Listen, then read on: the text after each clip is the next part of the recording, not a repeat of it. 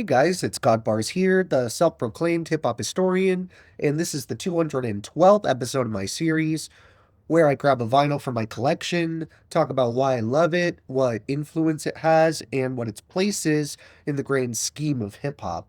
So the Lox as a trio aren't exactly new to this page, considering I covered their debut, Money, Power, and Respect a while back. But when it comes to Jadakiss as a solo artist, this is his first entry in my never-ending hell of a collection.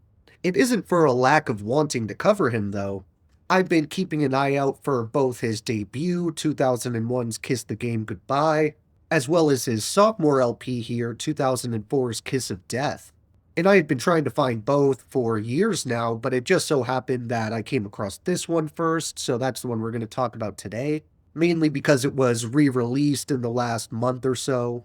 His first album may feature amazing cuts like Knock Yourself Out and We Gonna Make It, but the follow-up didn't stray too far from the formula of its predecessor. I would actually say it arguably upped the ante and gave us more hit singles. I think what makes Kiss of Death such an enjoyable listen time and time again is Jada really knows how to play his part and lean into the qualities he excels at best. He's one of those guys who has a very specific punchline-based style that normally doesn't change up greatly, but it's kind of a case of don't try to fix something that isn't broken.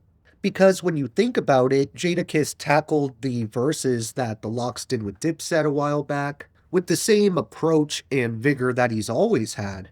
Yet it resonated across the world and became one of the biggest moments for hip-hop this decade so far. I also feel like Jadakiss happens to be one of the more instantly recognizable names in the genre, whether it be from his iconic voice, ice-cold flow, or trademark laugh, and he utilizes those strengths by cooking up a wide array of topics and themes to rap about. Probably the most notable example of Kiss executing a concept with great precision is the giant hit single Why, where he asks a number of questions that range from thought-provoking to kind of conspiratorial. But I do want to share my favorite little chunk from this song, specifically the part where Jada says, "Why Aaliyah had to take that flight? Why my homie D ain't pull out his Ferrari? Why he take that bike? Why they gotta open your package and read your mail? Why they stop letting brothers get degrees in jail? Why you gotta do 85% of your time? And why do rappers lie in 85% of their rhymes?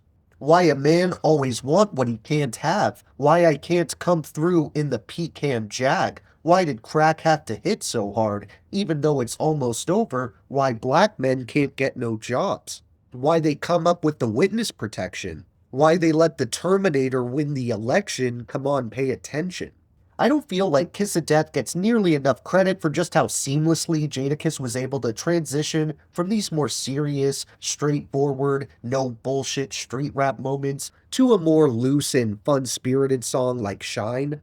However, even with that track, Jada still kind of pushes himself outside his comfort zone by inviting on West Coast legends DJ Quick and Snoop Dogg to trade verses over a bouncy G-Funk beat.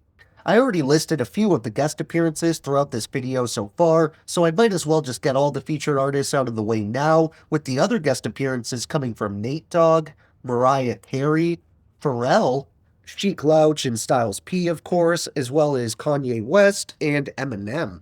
The production is a big aspect of what makes this album so diverse and chock full of replay value, and those instrumentals are handled by The Alchemist, Baby Grand, Black Key, DJ Green Lantern, Elite, Eminem, Havoc, Jelly Roll, Kanye West, Louis Resto, Neo the Matrix, The Neptunes, Red Spida, Scott Storch, and Swizz Beatz.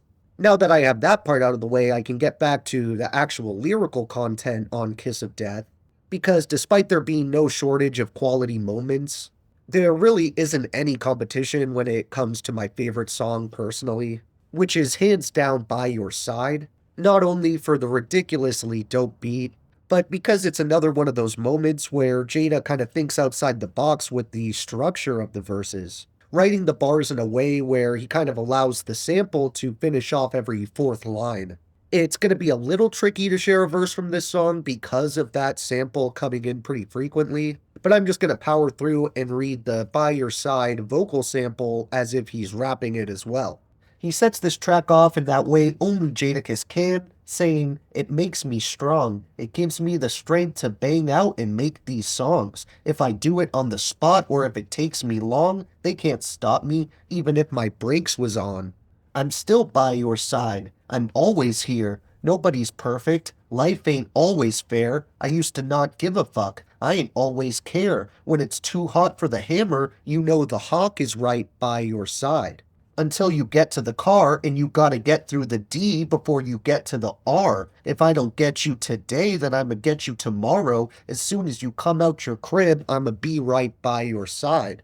Where I'm supposed to be, close to you with the toast close to me. And screw if it's the right or the wrong thing, when you're in the sight of that long thing, you wish you had a strong team by your side." Usually this is the part where I cover featured artists and producers, but since I already did that earlier, instead I'm just gonna head right into my 3 favorite tracks on Kiss of Death, which would have to be By Your Side, Real Hip Hop, and Still Feel Me.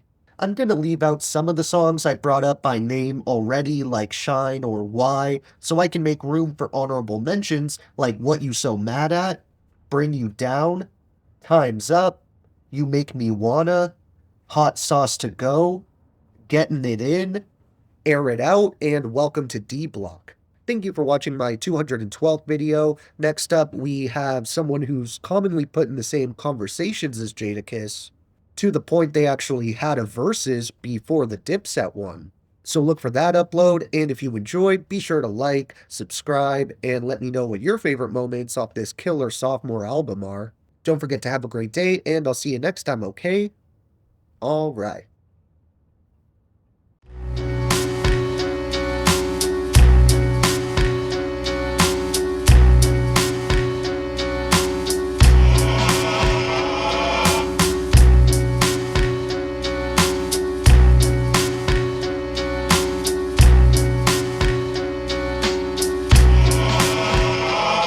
Look, the key to my soul is locked in the cage it opens. The framework was made from my own rib cue. What came first, the crack or the crack light, or whichever one the first fiend used to bring back fire?